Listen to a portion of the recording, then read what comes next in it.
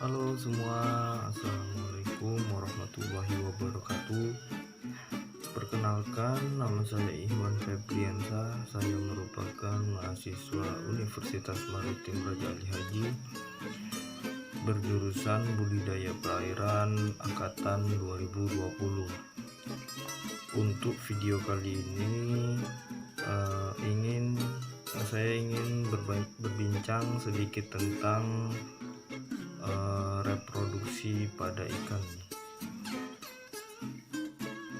Nah, reproduksi itu bisa diartikan dalam bahasa Indonesia yaitu berkembang biak.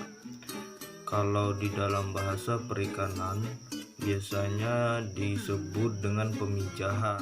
Oke, kita masuk ke materi. Yang pertama ada seksualitas. Nah, secara umum ikan dibedakan menjadi dua jenis kelamin, yaitu jantan dan betina. Dan di dalamnya itu terdapat kelompok yang berdiferensiasi dan ada yang tidak berdiferensiasi. Nah, artinya berdiferensiasi itu di saat dia menetas atau menjadi larva itu sudah bisa kita identifikasi jenis kelaminnya. Nah, kalau yang tidak berdiferensiasi itu berarti saat menjadi larva kita belum bisa mengidentifikasi jenis kelaminnya. Nah, di saat itulah biasa para petani lele memanfaatkan untuk dijantanisasikan agar biasanya lele yang jantan itu agak panjang, lebih besar. Nah, yang kedua ada yang namanya hermafrodit. Nah, hermafrodit ini artinya memiliki dua jenis kelamin dalam satu badan atau satu tubuh. Di dalam hermafrodit ada 3 jenis lagi di dalamnya. Yang pertama itu ada hermafrodit sinkroni. Nah, artinya dia secara bersamaan memiliki jenis kelaminnya. Dia memiliki 2 jenis kelamin secara bersamaan, gitu maksudnya.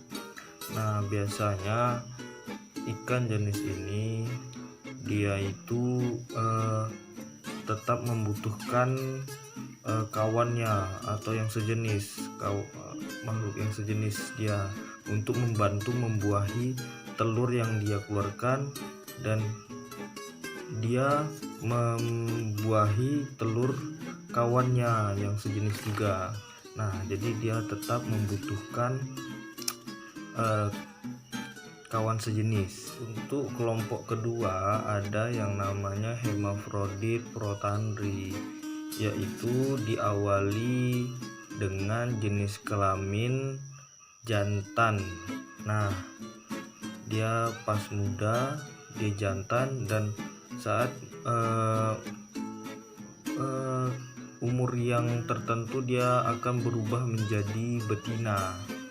Nah, jadi untuk contohnya ikan yang hermafrodit protandri ini adalah ikan kakap. Nah, kita kalau mau membudidayakannya kita harus mempasangkannya dengan yang muda dan yang tua, karena itu sudah pasti jenis kelaminnya akan berbeda. Terakhir yaitu ada namanya hermafrodit protogini. Artinya itu kelompok ini biasa diawali dengan betina. Jadi kebalikan yang tadi. Untuk jenis ini contohnya itu adalah kerapu. Nah, dia diawali dengan betina dan saat dewasa dia akan berubah menjadi jantan. Oke, kita masuk ke materi selanjutnya, yaitu tentang ciri seksual. Ciri seksual itu ada dibedakan menjadi 2. Yang pertama itu namanya ciri seksual primer. Nah, artinya kita melihat langsung ke alat kelaminnya itu alat kelamin jantan atau alat kelamin betina. Nah, terus ada lagi yang namanya sekunder. Nah, artinya di dalam untuk ciri seksual sekunder ini kita dapat mengidentifikasi tanpa melihat jenis bentuk kelaminnya. Nah, bisa kita lihat biasanya dengan ukuran tubuhnya atau bentuk tubuhnya, nah dan lain-lain lah. Nah, untuk pemijahan itu ada dua jenis, yaitu fertilisasi internal dan fertilisasi eksternal. Nah, untuk yang eksternal itu maksudnya dia membuahi di luar tubuh sang induk.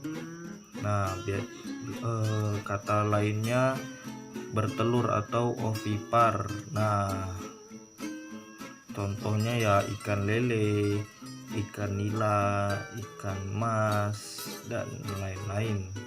Kalau fertilisasi internal itu dibedakan lagi menjadi dua, yaitu ada vivipar dan ovovivipar. Nah, kalau yang vivipar itu biasa disebut dengan melahirkan atau beranak. Nah, yang ovovivipar itu dia bertelur tetapi mengeram di dalam tubuh sang induk. Nah, jadi bedanya kalau di vivipar itu dia membuahi embrio. Nah, kalau di ovovivipar dia membuahi sel telur. Nah, ikan bisa kita bedakan lagi dia berdasarkan substrat atau tempat pemijahannya. Nah, ada yang berjenis pitopil, yaitu dia menaruh telurnya di tanaman. Nah, yang kedua ada litopil. Litopil itu biasa menaruh telurnya di dasar perairan yang berbatuan. Habis itu ada samopil. Samopil ini yang menaruh telurnya di pasir. Ada yang namanya ostrakopil. Nah, biasanya dia menaruh di cangkang hewan mati, cangkang yang sudah nggak kepakai gitu, agar susah dijumpai oleh predatornya. Nah, ikan bisa kita bedakan lagi berdasarkan tempat daerah pemijahannya. Nah, yang pertama itu ada anadromus. Anadromus itu untuk ikan yang habitatnya itu laut, dia memijah di sungai. Nah, ada lagi katadromus. Katadromus ini lawannya, dia lingkungannya di sungai tetapi dia memijahnya di laut. Jenis yang protodromus, ini ikan biasa yang di air tawar, dia memijah di air tawar. Nah, ada lagi yang namanya oceanodromus. Oceanodromus ini ikan yang hidup di laut, dia memijah di habitatnya atau di laut.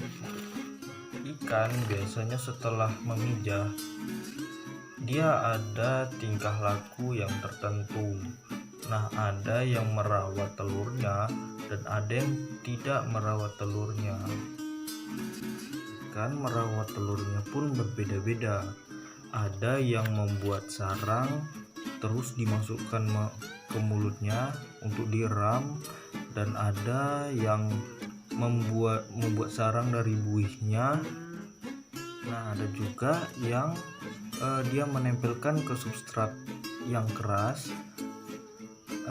Habis itu ada yang mengeram di perut sang pejantan. Nah, contohnya kalau yang jenis ini adalah kuda laut. Biasanya si betina mengeluarkan telurnya dan masukkan ke perut si jantan untuk dieram. Nah, yang kedua ada yang menempel di daun. Nah, yang di daun ini biasa Spes tetra.